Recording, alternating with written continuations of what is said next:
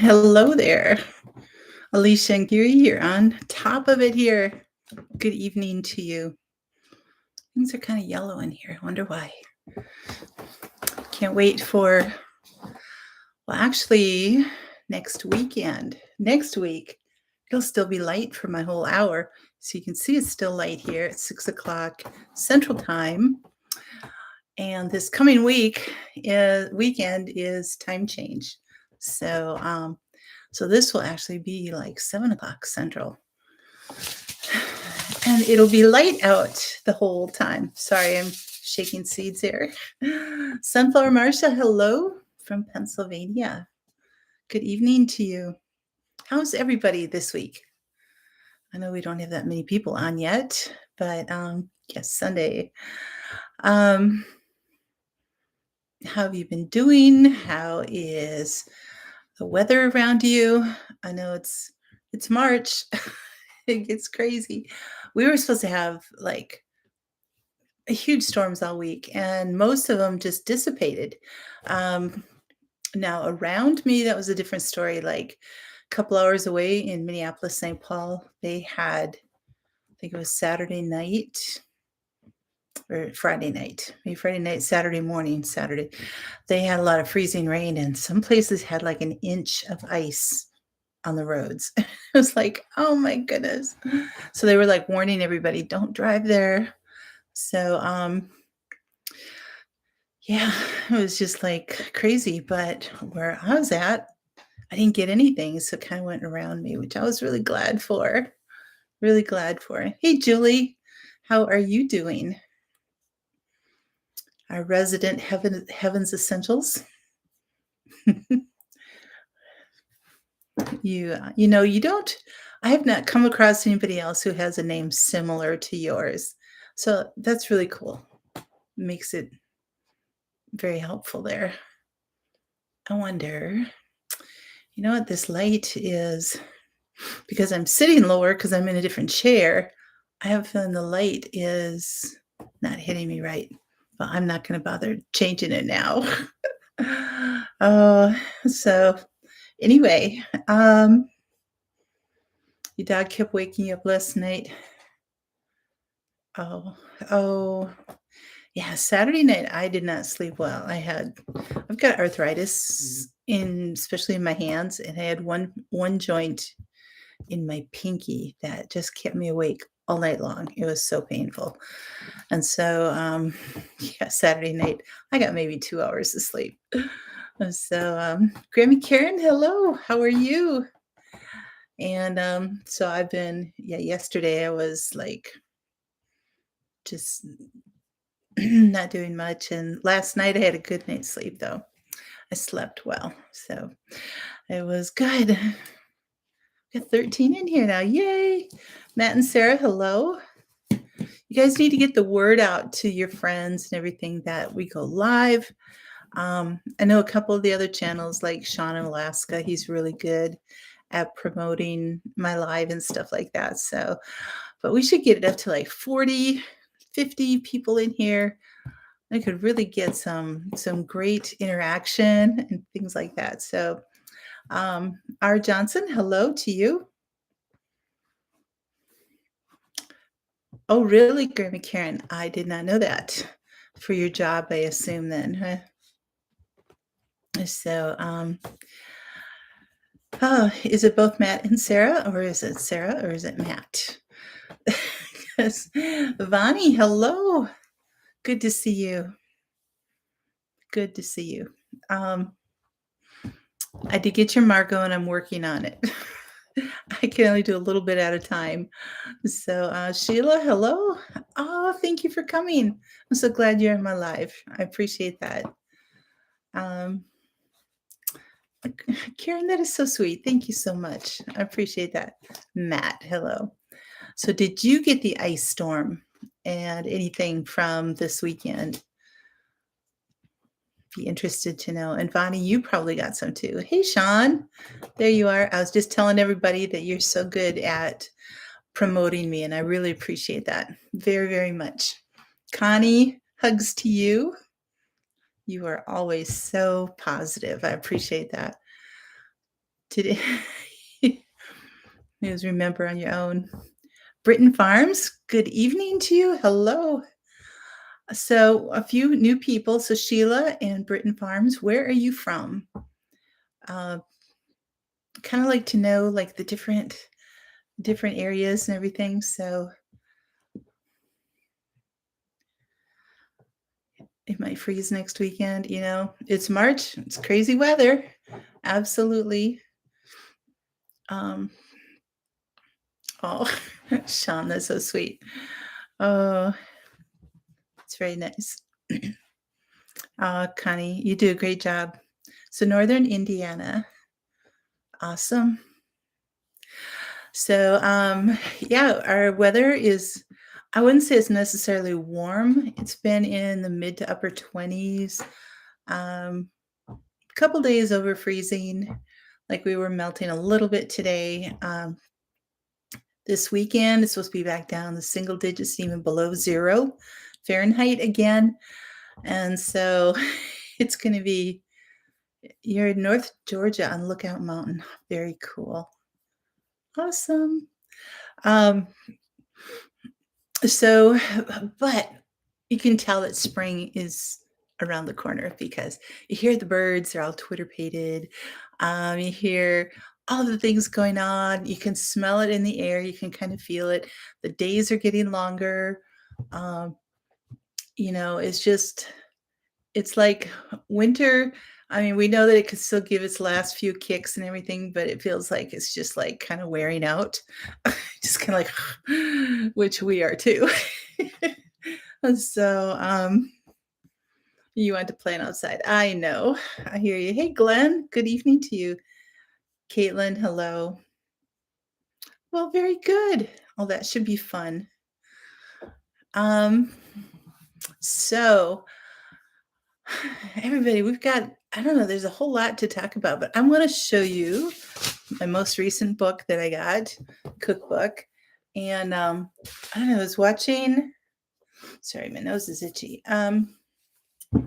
I don't even remember now, but I was watching a video and they're talking about, of course, those of you who have chickens, layers, that, right now it's starting to really ramp up at the abundance of eggs that you're getting. So they were talking about it, and this is the Fresh Eggs Daily Cookbook. And got on Amazon. I think it was $20 or something, but all kinds of tips and tricks, but all kinds of recipes from different kinds of eggs for breakfast, and then dinner type of things, and quiches and tarts, and even a recipe in here for taking your own bacon and making it into maple using brown sugar and maple syrup and making your own maple bacon. A lemon meringue pie is like my favorite. But anyway, so they have desserts. They have like baked eggs, marinara, just different things that you can do with eggs. Eggs. So that you're not, it's like you're just doing fried eggs or scrambled eggs or, different things like that, but kind of making the different things like this. So, wish you could eat eggs. Oh, yeah. Some people are, can't do eggs, but if you're raising them and you have a lot going on, I mean, okay. Tomato caprese quiche. Look at that thing.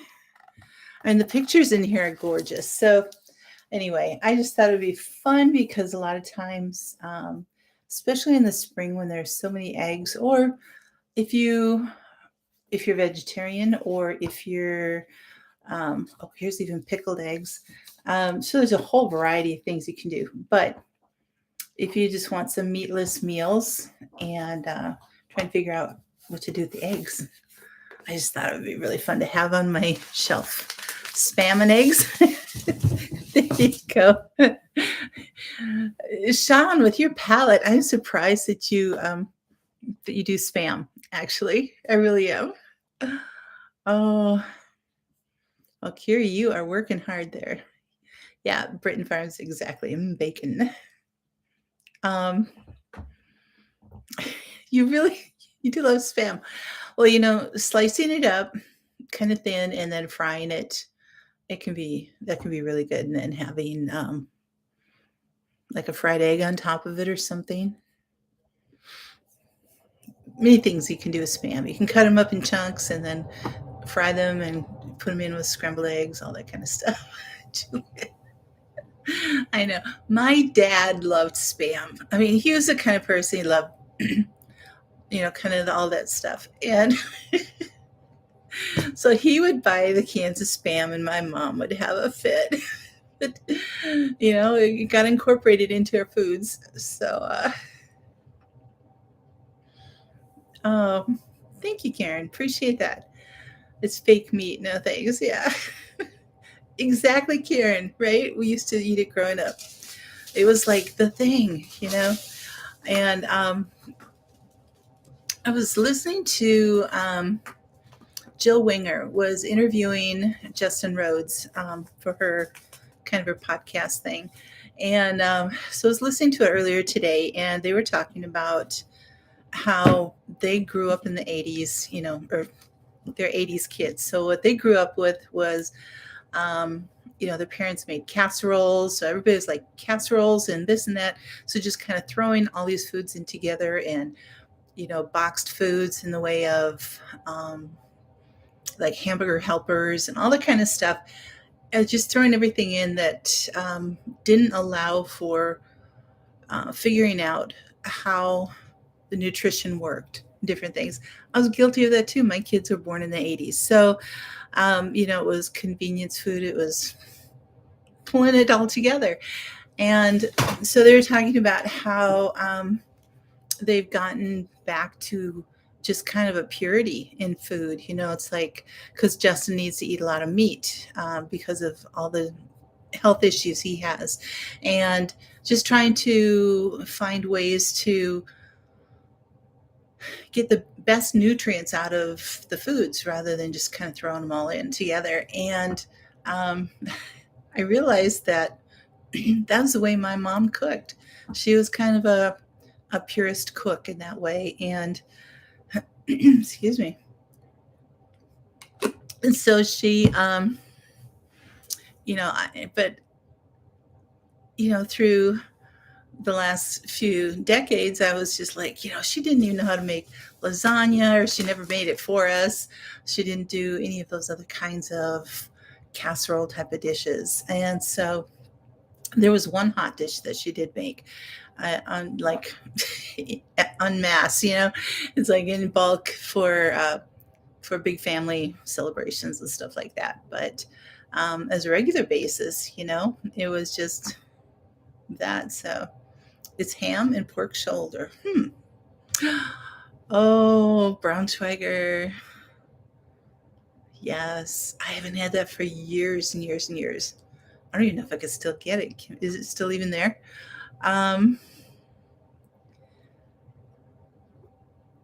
You enough stuff that he'll. Oh yeah, I hear you, Carrie.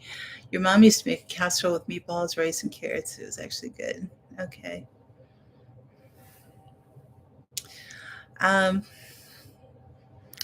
yeah. So I was like, you know what? My mom was either just way ahead of her time, or we're just finally getting back to the way they cooked 50, 60 years ago. And so I'm like, or 70 years ago.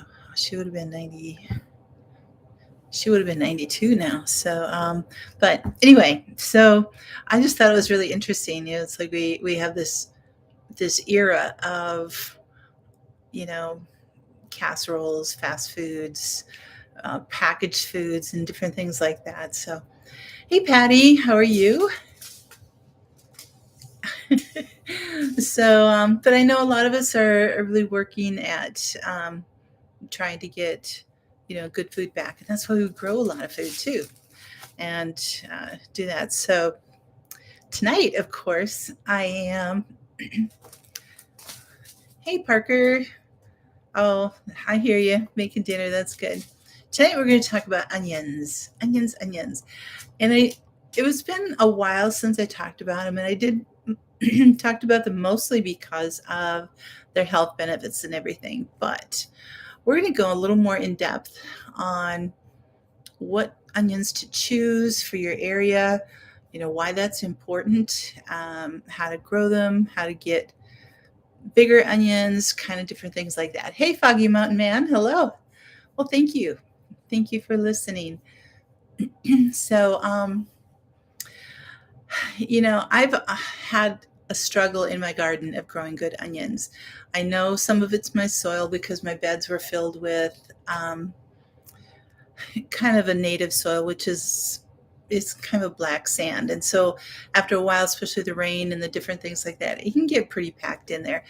Even though I have been throwing compost in there year after year and straw and trying to build it up and amend it, it's still I have a few beds that are still pretty hard. And so I think this year when the snow gets off of it, I'm going to dig out probably a good third of at least the one bed that I'm going to put the onions in, and just try to put all kinds of other stuff in there. So, hey, Eli. Yeah, that's a good point too. Um, all right. Thanks, Matt. You have a good night. So at least where those need to go, I'm going to try to get some more things in there because, they just need a different soil. So, growing techniques can certainly be part of it. But I think a bigger issue is that we just don't start with the right onions for our area. So there are three types of onions. And hey, Wild Nature Farm.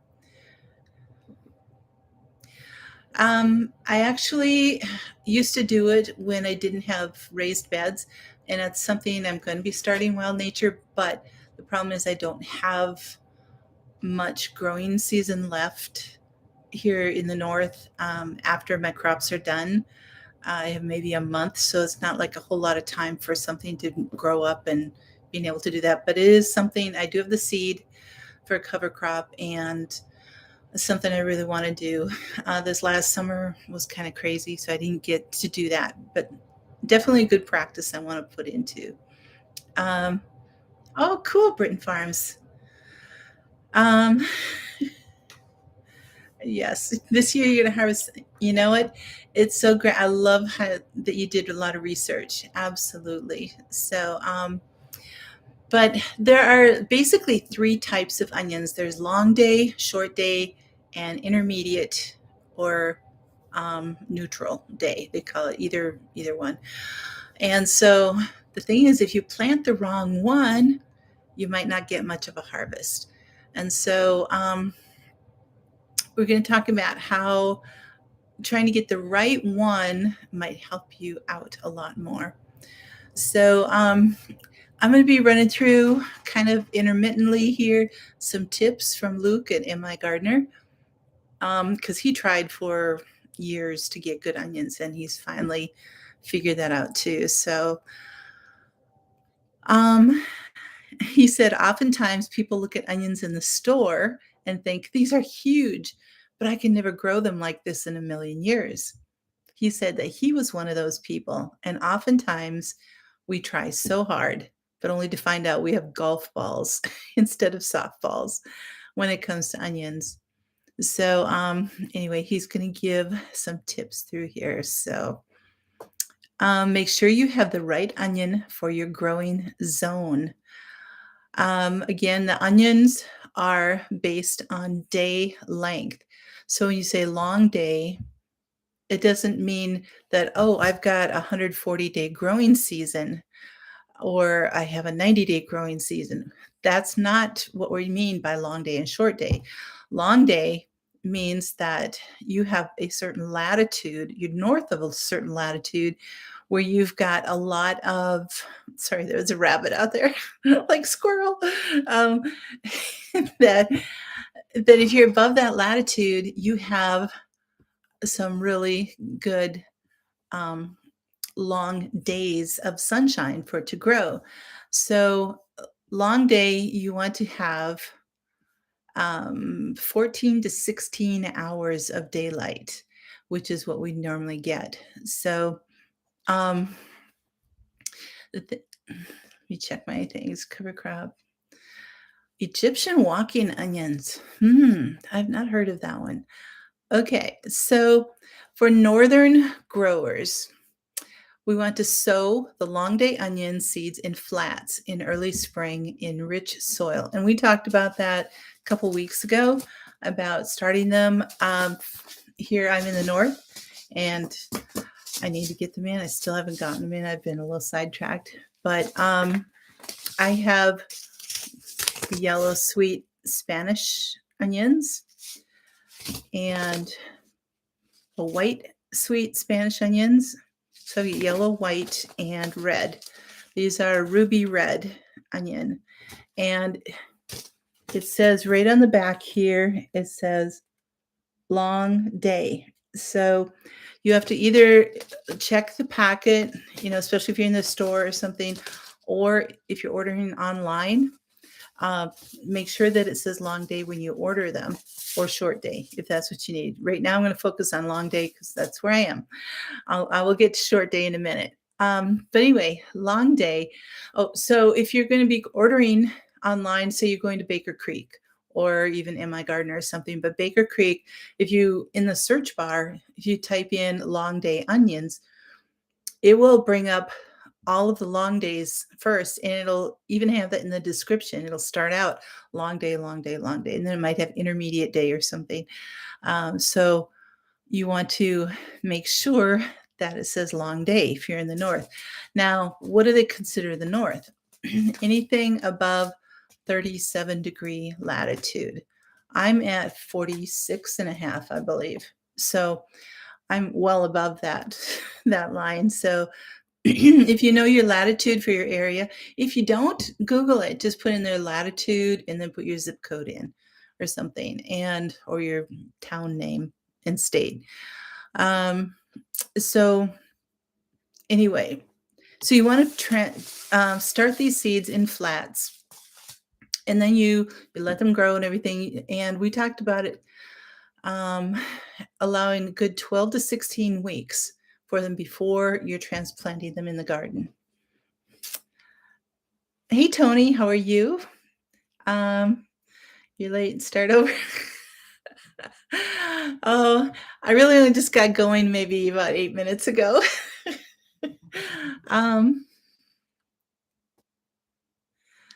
Oh, yeah, Foggy Mountain, I know. Do keep your eyes on the road, please. Absolutely. Thank you, Sean. Yeah. Yes, Sean, your long day up there. So, so then you want to transplant the seedlings in late spring and then harvest the onions in the summer. Because we have such long days, or 14 to 16 hours of daylight, or Sean, you have probably like 20 hours of daylight. They have, so that long day allows them to grow and grow and grow fast. Whereas if you're below the 37-degree latitude, or if you're in the southern hemisphere, flip that, but below that, you have a shorter day but a longer growing season, but you still don't have enough sunlight for it to really grow. So it just takes a little bit different seed in that way.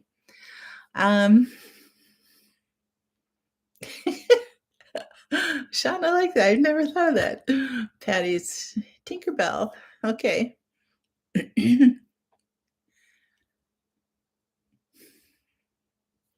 Patty, I started right on time. I was actually here even a couple minutes early. Hey, Gil, how are you?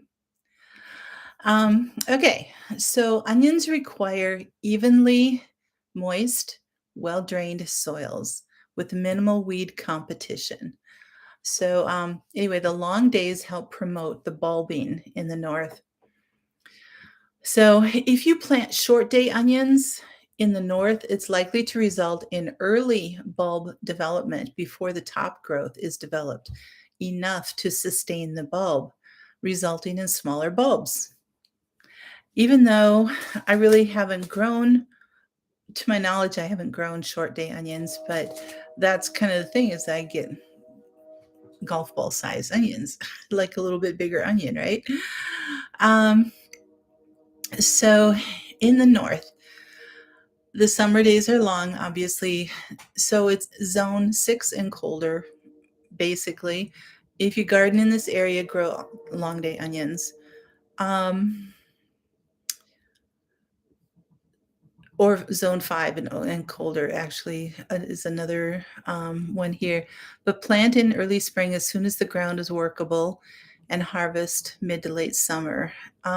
Says bulbing is triggered. This is really interesting.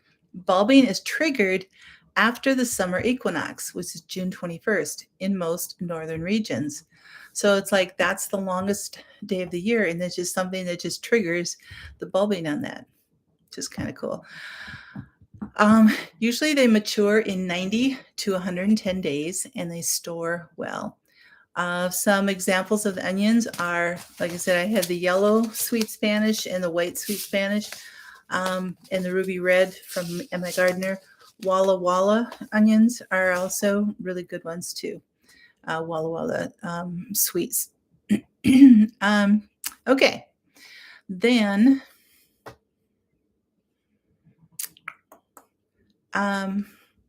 now Luke says he starts his onions 6 weeks before its last frost date.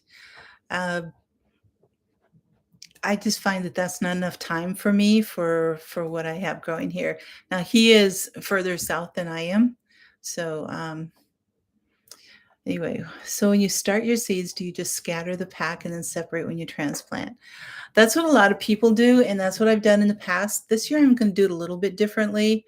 I'm going to try to space them maybe a ½ inch apart or something, and then kind of see how they're growing, and if I need to weed them out from there, I will.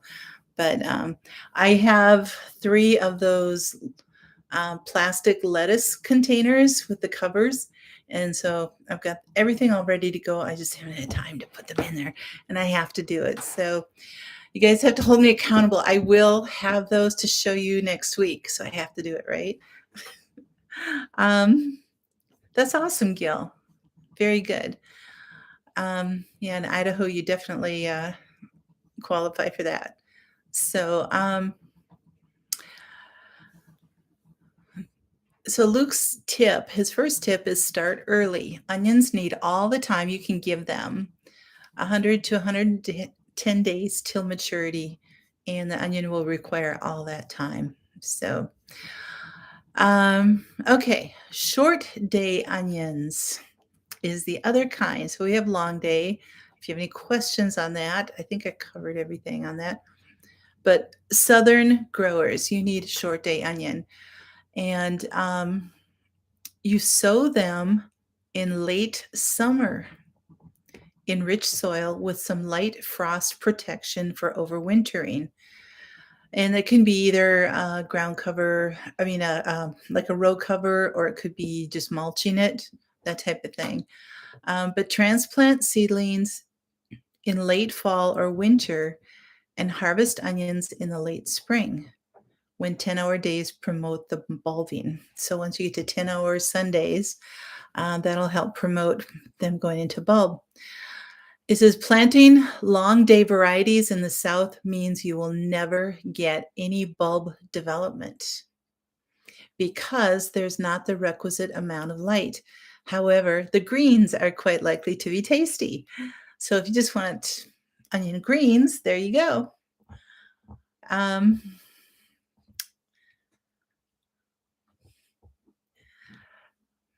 Hey Parker, hope all is going well. Have you had much success with your book, or any interest on that? So if anybody knows, Grandpa's Urban Homestead is Parker, and she wrote a book on kind of for kids on how to be an entrepreneur.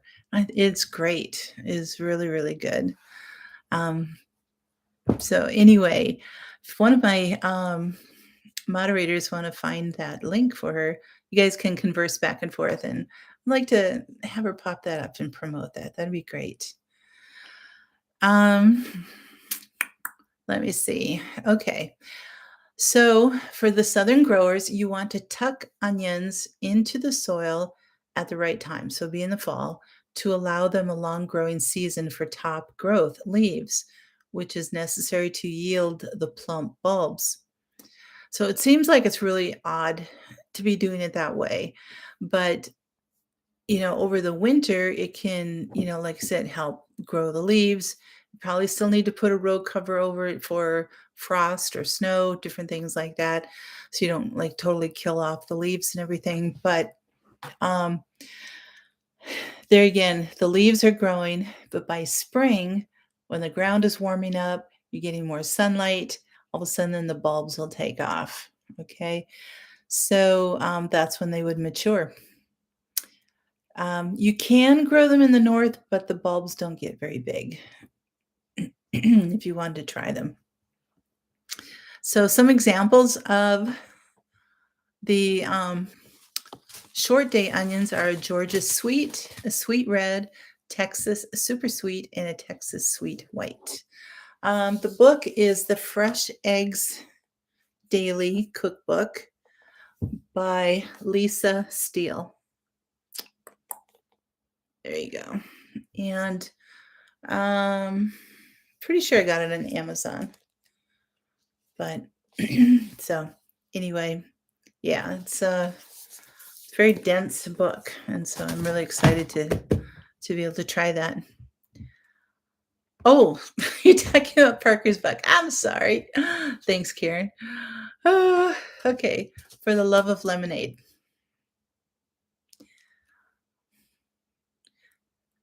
Okay, super.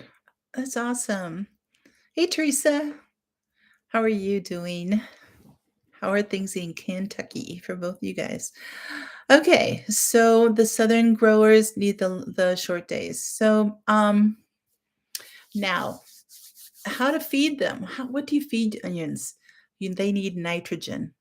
So many people think that onions require lots of phosphorus because they're a root vegetable. However, you want growth.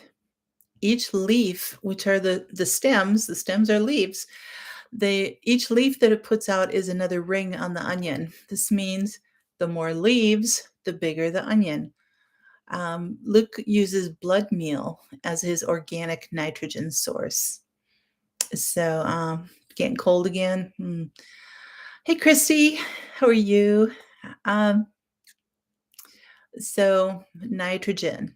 So if you're even if you try to transplant them or plant them around in between some other vegetables and different things, make sure that you're feeding those nitrogen.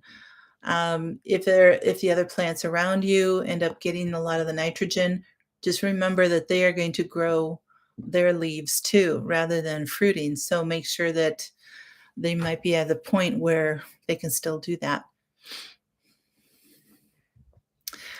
Yep, Eli, exactly. Let me see. Okay, tip number 3 from Luke is avoid onion sets. Start them from seed. Onion sets are great if you were a lazy gardener. I did sets for years. I didn't even know that I could start them from seed, but but just because they are already started and easy doesn't mean they will give you the best results.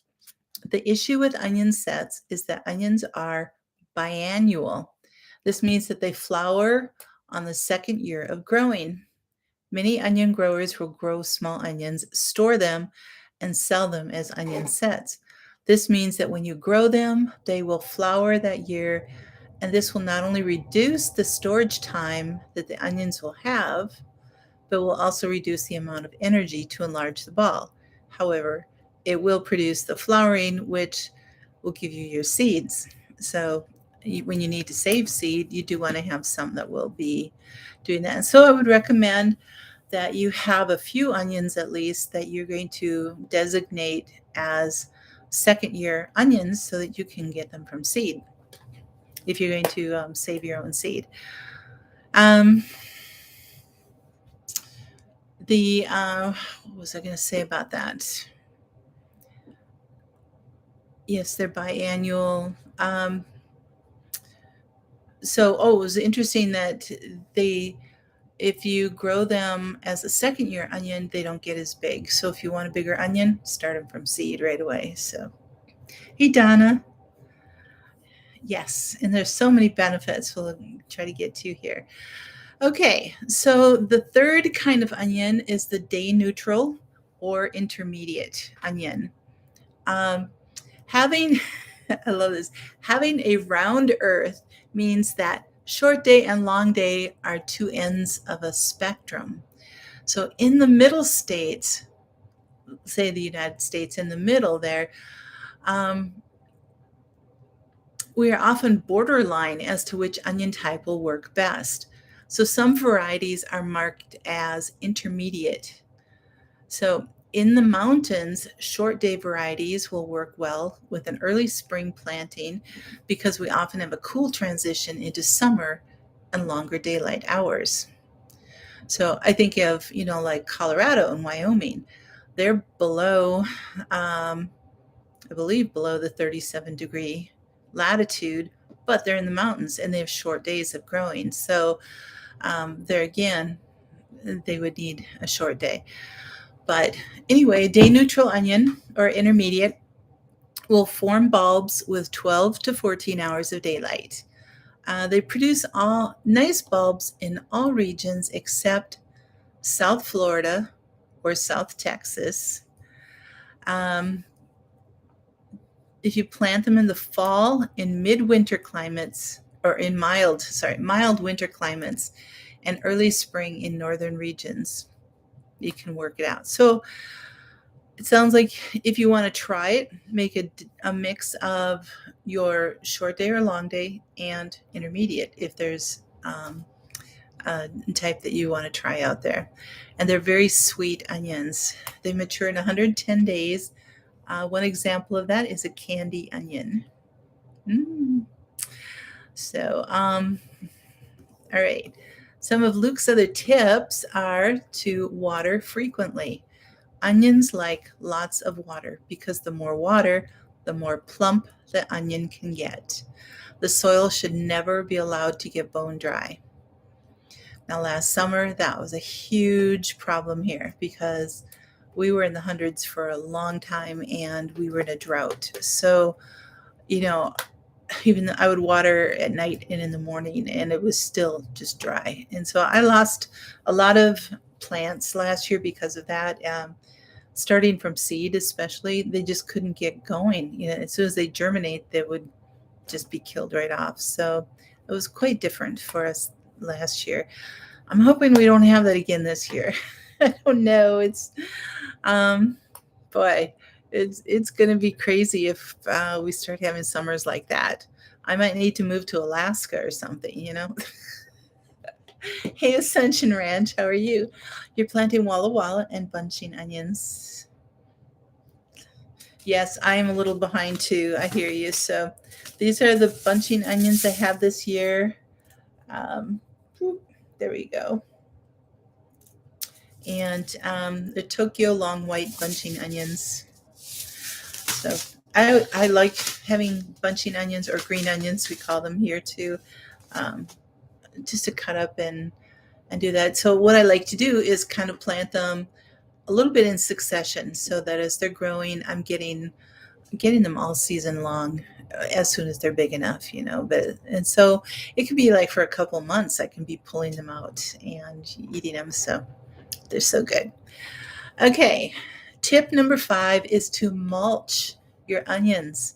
Mulching will eliminate the weeds, but weeds not only steal nutrients and water from the onions, but they will transmit viruses and diseases to the onion.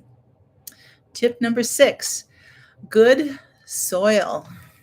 So sandy loam soil is the ticket for large onions. Compaction in the soil will lead to a pinched onion, and this will reduce the size of the onion. And I think that's one of the problems I've had here. A bulb that will freely expand in the soil will be the biggest. And then number 7, the last tip that Luke gives us is leave the plant till the tops become like paper. Even once the tops die back, the onion will continue to absorb water for up to 2 weeks, which is good to know. It's not like, oh, as soon as they flop over, start turning brown, that's it, they're done. No, keep them in there and let them get a little bit more water. So an onion should be left in the ground till the tops fall over and become like paper. Um, so what is everyone's favorite dish you cook from the veggie garden? Oh, good question, Parker. Tony, that's so good. You've never grown from seed. It's a little bit different, but it's so much more rewarding, and you can get so many more too. So, kind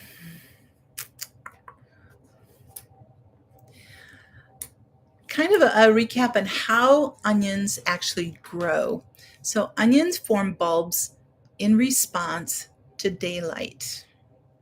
Okay, that's nothing to do with, okay, you've gotten them fertilized, or you got this or done or that. They respond to daylight. When the number of daylight hours reaches a certain level, onion plants start bulbing or forming bulbs. Long day, again, need 14 to 15 hours of daylight. Short day, need 10 hours of daylight. Day neutrals, again, need about at least 10 hours, 10, 12 hours in there. So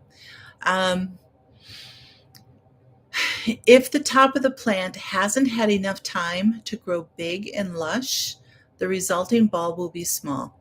Conversely, if you live where day length never hits 14 hours, long day onions, again, will never form a bulb. All you'll get is green leaves. So it helps to know what to choose. So even if you're going through the catalogs and you're going, oh, those look so great, I'd love to grow those. If they're not right for your area, for your climate, for your season, for your soil, it's just not going to work. And you will become a frustrated gardener too. And so, hey, Debbie, how are you? Thanks for coming in.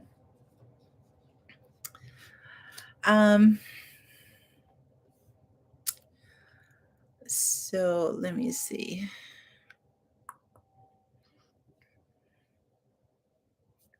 Okay, I already covered all that.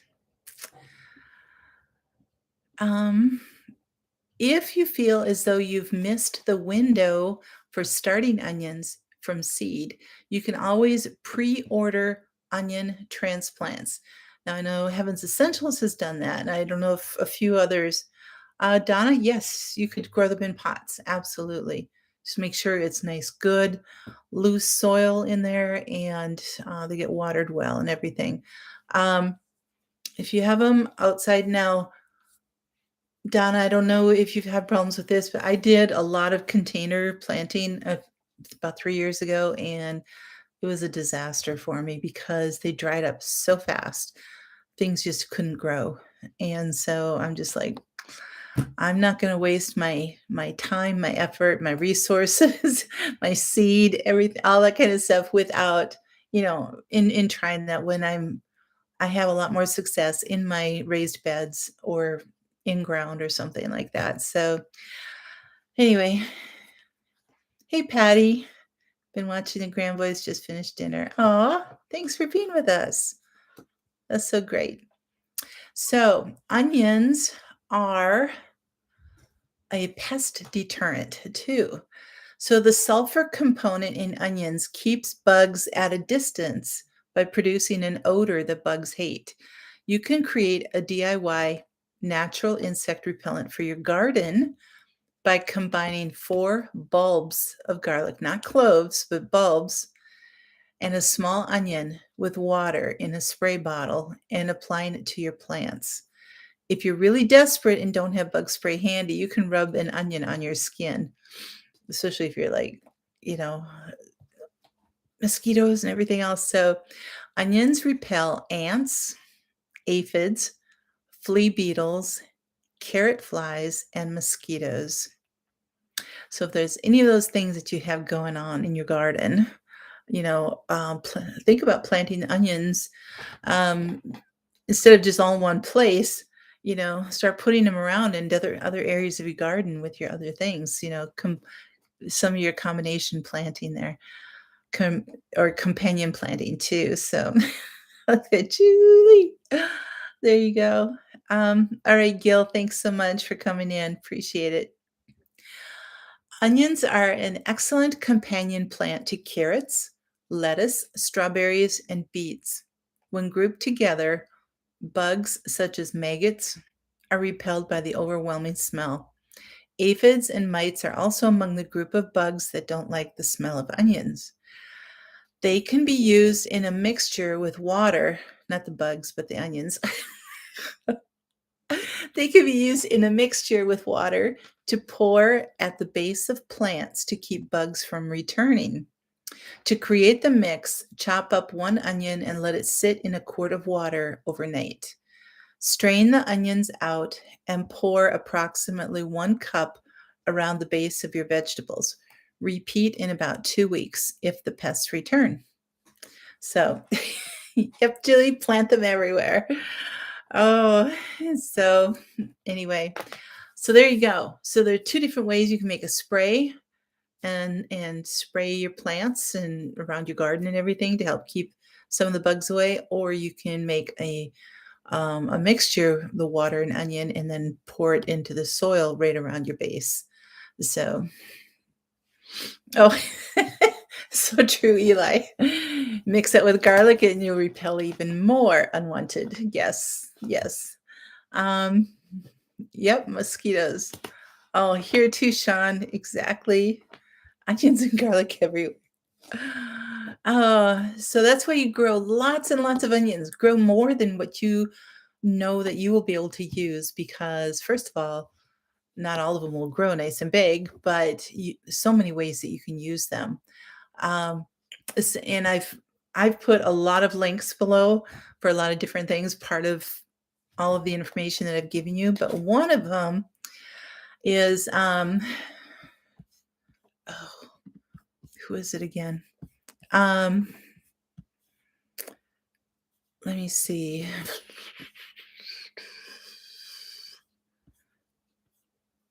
A Good Life Farm.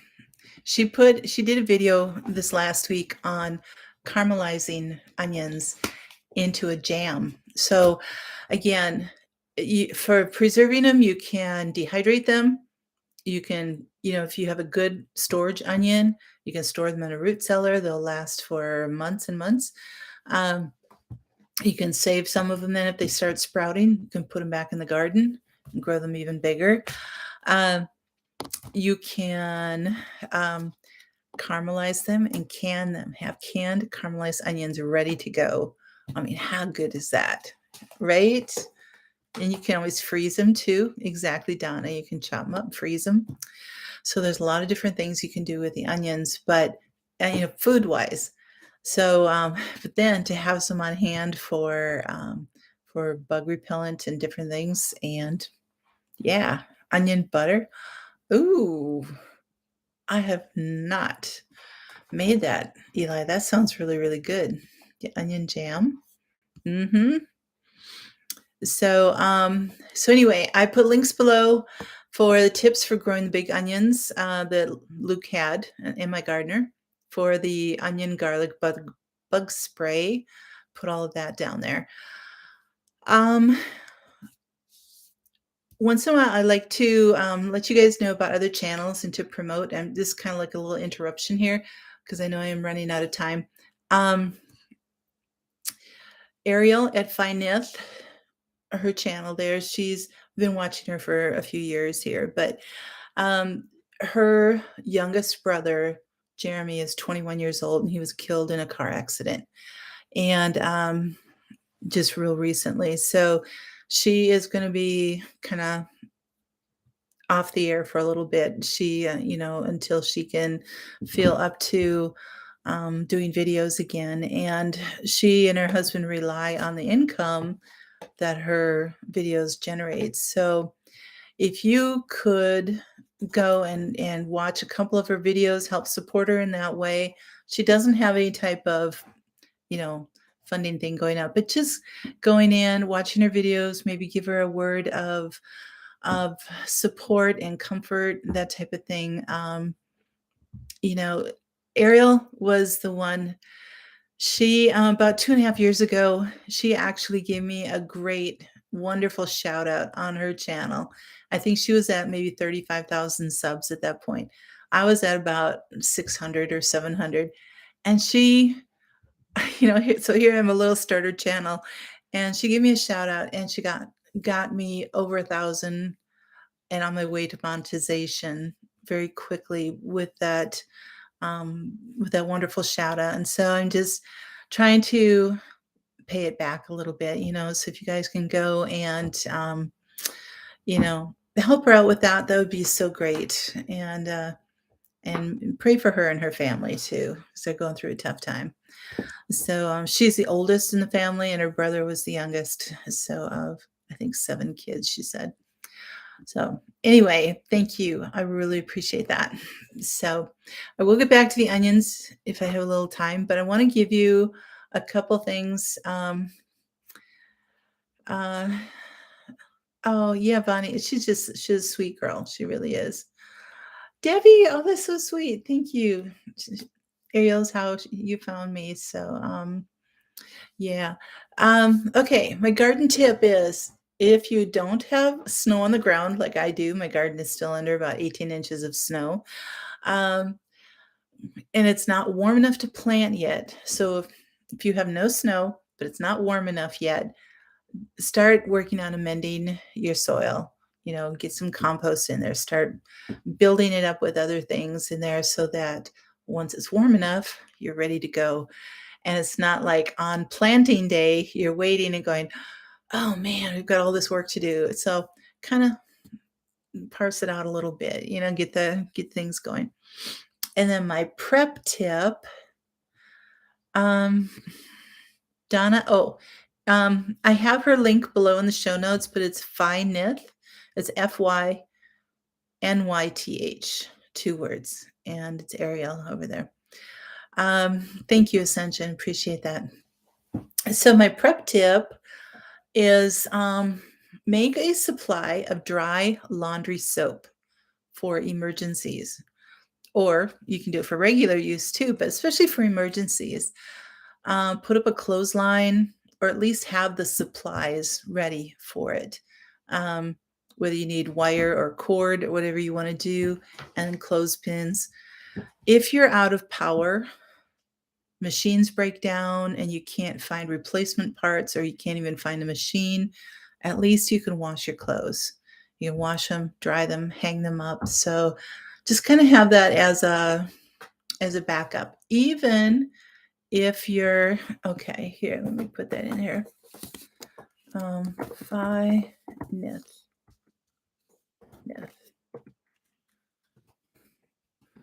Ariel. Let me give you her channel.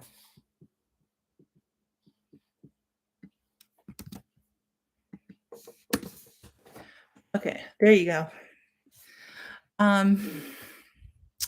So, even if you're in an apartment, you can, if you have like a little balcony or something, you can string stuff along outside there, or rig up something in your house or in the rooms or something.